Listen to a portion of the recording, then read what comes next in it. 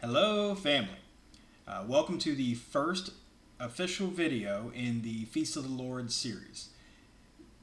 There is a prep video that I'd recommend you watch. There's also another video, Easter and bunny eggs. I strongly recommend you go watch those. But this is the Sabbath video. The first and official feast of the Lord is the Sabbath. It's called the Lord's Sabbath. It was referenced in Genesis. It's talked about in Leviticus, and we can see it throughout the entire New Testament where we have the Sabbath. So let's take a look at what the Bible says now. Genesis 2, and on the seventh day God finished his work that he had done, and he rested on the seventh day from all his work that he had done. So God blessed the seventh day and made it holy, because on it God rested from all his work that he had done in creation. ESV. Leviticus 23:3. 6 days shall work be done, but on the seventh day is a Sabbath of solemn rest, a holy convocation. You shall do no work. It is a Sabbath to the Lord in all your dwelling places. ESV. Luke 14:1-6. One Sabbath, when he went to dine at the house of a ruler of the Pharisees, they were watching him carefully. And behold, there was a man before him who had the dropsy. And Jesus responded to the lawyers and Pharisees, saying, Is it lawful to heal on the Sabbath or not? But they remained silent. Then he took him and healed him and sent him away. And he said to them, Which of you, having a son or an ox that has fallen into a well on a Sabbath day, will not immediately pull him out? And they could not reply these things. ESV. So that is the Lord's feast of the Sabbath. And there's a couple of... We could just make a blanket statement and say, no work at all. But you have a couple of problems whenever you do this big shotgun statement. And Christ, he does a beautiful thing, and he picks up a very specific situation. Which one of you wouldn't pull your ox out of the mud, or in this case, your ox out of a well? Which one of you wouldn't help an animal that's in distress, or your child that's in distress? Is that work? And that's where the Pharisees are drawing way too harsh of a line on this. It's about intent. Are you intending not to work? Keep in mind, Christ, whenever he did this act, he wasn't intending to work. He was going to that person's house to have supper. He was going to eat. He wasn't intending to work. But there was this person who they needed help, and so he helped them. This being said, let's look at another situation. Let's take church staff, right? Because on Sunday, theoretically, and quite honestly, you can choose whatever day you want. But on Sunday, all of the church all the church personnel, they got to work, right? Because that's the main event for Christianity.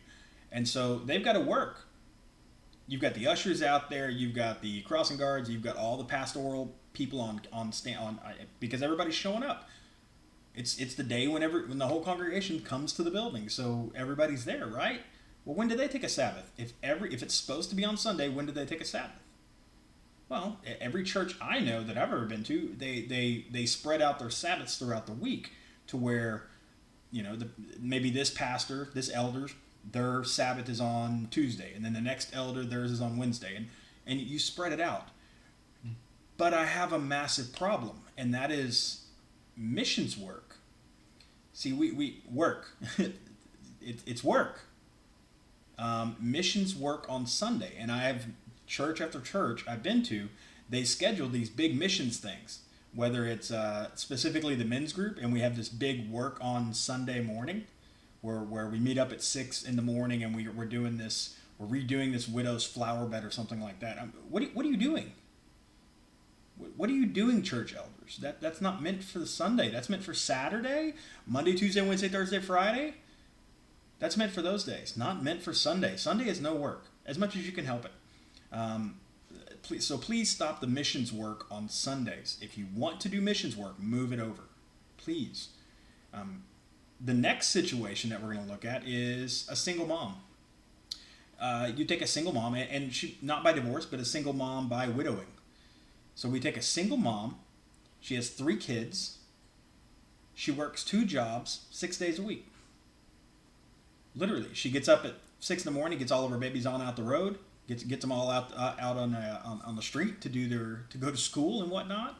She works her fingers to the bone. She's got a 2-year-old, a 3-year-old, and a 4-year-old. Her husband died a year and a half ago. She's got to bear the weight. I was raised by a single mom. Trust me. I know it. And if you're a single mom, God bless you. But what are you going to tell this woman? On her Sabbath day, she can't wash clothes? It's the only day she actually has any time at home to do anything. There are certain specific situations where I think the Lord's going to, just like Christ did in this moment where he saved this sick person. There are situations where God's going to look down with mercy on the situation. So help each other. Don't aim to be working. A honey-do list. You taking the back porch that you want to build, inviting 5 of your buddies over on Sunday, so that way y'all can build this back porch, and you're gonna make 3 or 4 trips to Home Depot because you can't make a list correctly. You also got to swing by the gas station. Is this your Sabbath or not?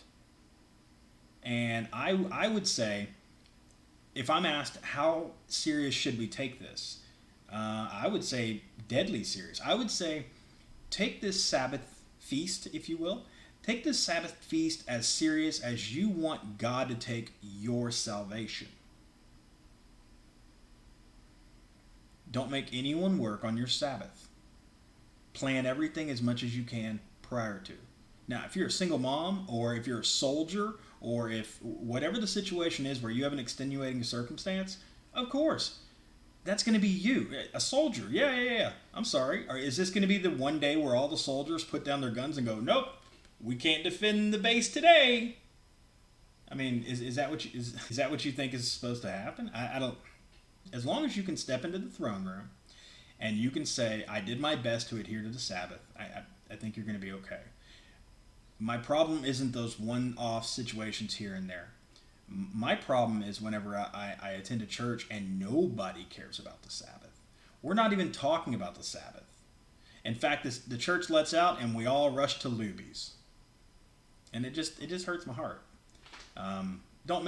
Do your best not to make anyone else work on the Sabbath. And make sure you're resting. That day is a day of rest. That's not a day for you to go get all the other extra things done.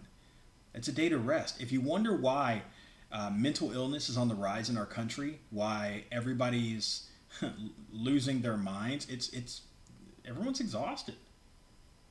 Stop going so hard. Stop. Take you a day, set aside a day just to rest. Go cook your food, go wash your dishes, and that's fine. But don't schedule one day just to do work around the house, because do you feel like you actually had a day of rest? No. I know families that literally they get up on Saturday morning at like 6 in the morning. They get everything going. They get the coffee in their bodies and all that. And then at 7 o'clock, it's little Billy's this. And then at 9 o'clock, it's little Angela's that. And then at 10 o'clock, it's little Michael's this. And then they have to go back around at noon and start picking kids up. And then 3 o'clock rolls around and, oh, wait, we still got to work on the porch a little bit more. Oh, wait, now we got to do laundry all day long. And that's their Saturday. And then Sunday comes along. Now we got to get up and we got to go to church. They go to church. They go have a meal at some restaurant because that's their Sunday routine. 2 o'clock they get back, and that's when Dad invites a bunch of people over for a barbecue, and then they barbecue, and then around 6 o'clock, 8 o'clock, that's when they clean up for the barbecue, and 9 o'clock rolls around and everyone's exhausted, and you can't figure out why. Can't figure out why mental illness just goes rampant in this country. What day have you rested? Rest. You want to know what rest looks like? Go sit on your couch. Turn everything off. Just sit on the couch for 10 minutes. Put your phone down. Just rest. Just chill. Pick up a book and read. Go take a bubble bath. Rest as much as you can. Luke 14:34-35. Salt is good, but if salt has lost its taste, how shall its saltiness be restored? It is of no use either for the soil or for the manure pile. It is thrown away. He who has ears, let him hear. ESV. Salt. You're called to be the salt. If somebody else looked at your life, somebody that was not Christian, if they looked at your life, how can they tell what a Christian looks like? It should be, well, hey man, you want to come over and party on Sunday? We're going to have a this and that and this and that. And no, that's my rest day. I'm just going to stay at the house and, just chill out. That's what salt is. That's what salt looks like. Be the salt, family. Be the salt. I love you all, and may God bless you eternally.